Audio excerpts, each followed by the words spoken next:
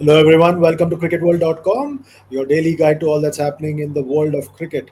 And we're going to be looking at very important games in the ICC Women's Cricket World Cup starting today, Friday, till the end of the week and the start of the new week on Sunday.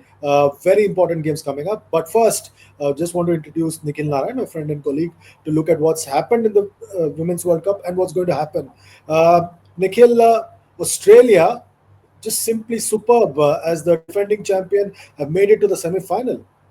Absolutely, Chandesh. The first team to make it to the semi-final of the World Cup. Alisa Healy, second century of the tournament, 113 of 77 balls.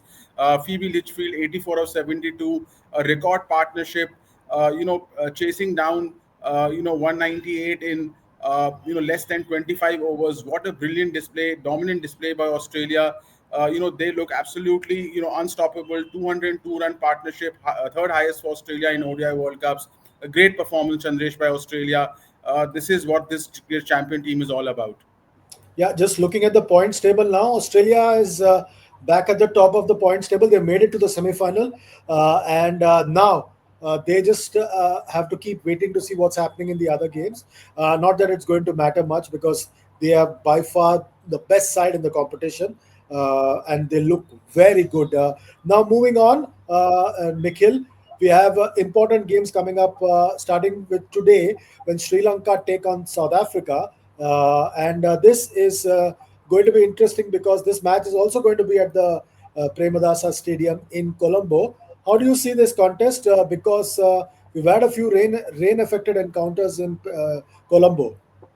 Absolutely, Chandresh. South Africa, 3 wins out of 4 matches, not been at the absolute best, but still somehow have managed to win encounters. Sri Lanka have lost two, been unlucky in a couple, no result in 2 matches.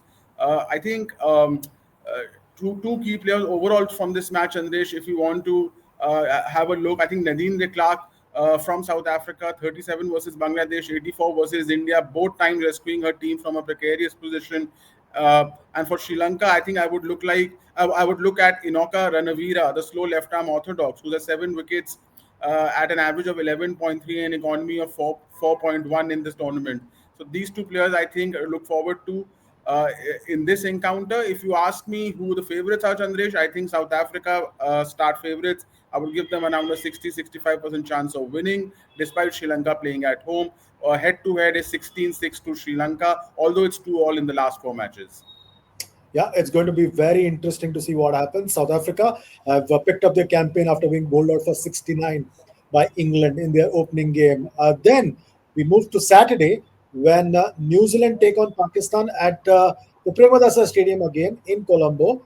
You're going to have a lot of cricket at this Premadasa Stadium. How do you look at that contest on Saturday? It's going to be an interesting contest. Obviously, New Zealand, a stronger team. They started off with defeats against Australia and South Africa, but then a big win versus Bangladesh by 100 runs.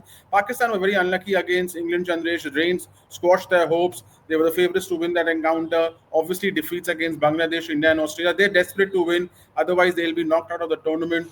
I think the key player from New Zealand obviously has to be Sophie Devine, leading scorer of the tournament, 260 runs with 100 and 250. She's in brilliant form. For Pakistan, I think the batting is an issue, and I think Sidra Amin needs to fire. Sidra Amin needs to fire for Pakistan. She's a leading scorer this season in this tournament with 150. Great form overall this year. For Pakistan to have any hope, Sidra Amin needs to score a big one.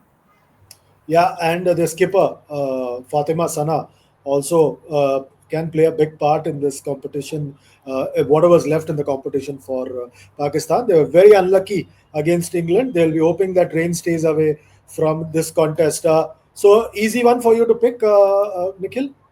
Yes, I would give New Zealand 65% chance of winning. If you see the head-to-head also, Chandresh, it's 15-1 to New Zealand with one tie. So, it's all New Zealand in this match. Pakistan will have to spring a big surprise. Yeah, it's going to be very interesting. South Africa on Friday, New Zealand on Saturday. If they win the matches that they're playing as per what we think they can, it's going to make things difficult for India on Sunday because India takes on England, who are also facing a bit of a bump in their campaign. And it's going to get difficult for India if the form stays true. Absolutely, Chandesh. This tournament is hotting up as it approaches the business end. India started with wins against Sri Lanka and Pakistan, but then a big loss against South Africa, and then Australia chased down 330. So India, the batting has been good, but the bowling has a bit of concern in the bowling. They need wickets with the new ball.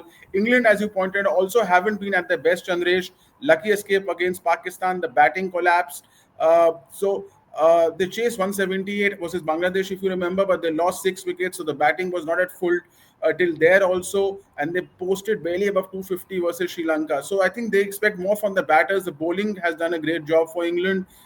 For India, if you, I think there'll be two key players: Richard Ghosh, who's striking at 130 in this tournament, brilliant 94 of 77 balls versus South Africa, a couple of 30s also in the tournament. And Deepti Sharma with the off spin has taken 9 wickets already, scored a 50 against Sri Lanka also. I think for England, Sophie Eccleston, 9 wickets, 3 innings, slow left arm orthodox, brilliant average of around 6.6, economy of just 2.3, and Nat Skipper Brunt is all class, 117 versus Sri Lanka when most others failed.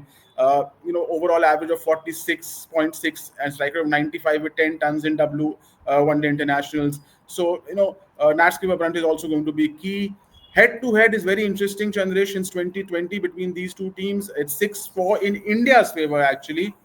And if you ask me who's favorite, it's a very, very difficult call in this match. I'm actually going with 50-50. I do not know which team are favorites to win this match. It's a very difficult one. Yeah, the recent series for India in England turned out to be very good, but that's in the past. And Sunday is going to be a fresh day in the contest between these two sides. That's it for today from both Nikhil and myself. Enjoy your weekend. Remember to log on to cricketworld.com, like, share, subscribe, and comment on all our videos. We'll be back on Monday with our look at what's happening in the Women's World Cup and the other cricket that's happening around the globe. We bid you goodbye for now, Nikhil and myself. Take good care of yourselves. Goodbye and God bless.